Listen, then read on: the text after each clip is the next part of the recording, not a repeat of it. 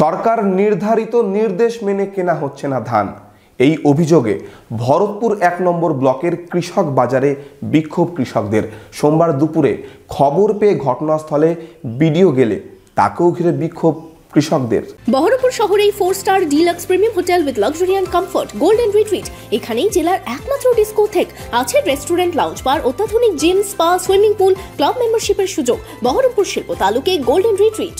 সরকার নির্ধারিত নির্দেশ মেনে কেনা হচ্ছে না ধান। যেখানে কৃষকদের কাছ থেকে ধান কেনার কথা 30 কুইন্টাল, সেখানে সেই নির্দেশ মানা হচ্ছে না। এই অভিযোগে ভরতপুর ১ নম্বর ব্লকের কৃষক বাজারে বিক্ষোভ কৃষকদের। সোমবার দুপুরে খবর পেয়ে ঘটনাস্থলে বিডিও গেলে তাকে ঘিরেও বিক্ষোভ দেখান কৃষকরা। জানা গেছে, বিভিন্ন জায়গার পাশাপাশি ভরতপুর ১ নম্বর কৃষক বাজারেও শুরু হয়েছে ধান কেনা। অনলাইনে আবেদনের পর এদিন সকাল থেকেই কৃষকরা ধান নিয়ে কৃষক বাজারে আসেন। যদিও তাদের অভিযোগ, পারচেস অফিসার সবার কাছ থেকে 30 কুইন্টাল ধান নিতে অস্বীকার করেন। জমির পচরা দেখে কার কাছ থেকে কতটা ধান কেনা হবে তা নির্ধারণ করা হয়। এতেই বিক্ষোভ দেখান কৃষকরা। আজকে আমার টিকিটে ধান দেওয়ার ডেট আছে। আমি 30 কুইন্টাল অনলাইনে রেকর্ড বাই করেছি ধান দেওয়ার। 30 কুইন্টাল ধান নিয়ে এসেছি। এখন রেকর্ড হিসাবে ধান নেবে বলছে। আচ্ছা, তা আমি ধানটাকে ঘুরে নিয়ে যাব। আগে থেকে বলে মাইকেশিং করে নি। এরকম কোনো নোটিশ দিয়েছিল না? কোনো নোটিশ দেয়নি। জানিয়েছিল না, কোনো কিছু জানায়নি। আগে 30 কুইন্টাল করে আগে বছরও ধান দিয়েছি এই রেকর্ডেই।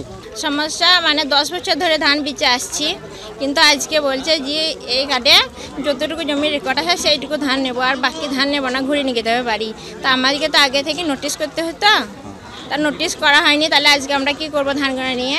গভর্নমেন্টের কি নিয়ম জানেন? গভর্নমেন্টের নিয়ম 30 কুইন্টাল 90 কুইন্টাল ধান নেবে 3 বারে। আর প্রথমবারে 30 কুইন্টাল, আর 30 কুইন্টাল আজকে এনেছি। সেটা নিচ্ছে না? না, সেটা নিচ্ছে না। এবার আমরা কি করবো সেটাই কি চাইছেন? আমরা চাইছি আমাদের আজকে ধান সব নিতে হবে। এদিন বিক্ষোভের খবর পেয়ে ঘটনাস্থলে যান বিডিও দাওয়া শেরপা। তাকে ঘিরে চলে বিক্ষোভ। যদিও সরকারি নির্দেশ মেনেই ধান কেনা হবে বলে জানিয়েছেন বিডিও। এদিন অনেকেই জমির পরিমাণ কম থাকায় তাদের ধান ঘুরিয়ে বাড়ি নিয়ে যেতে হয়।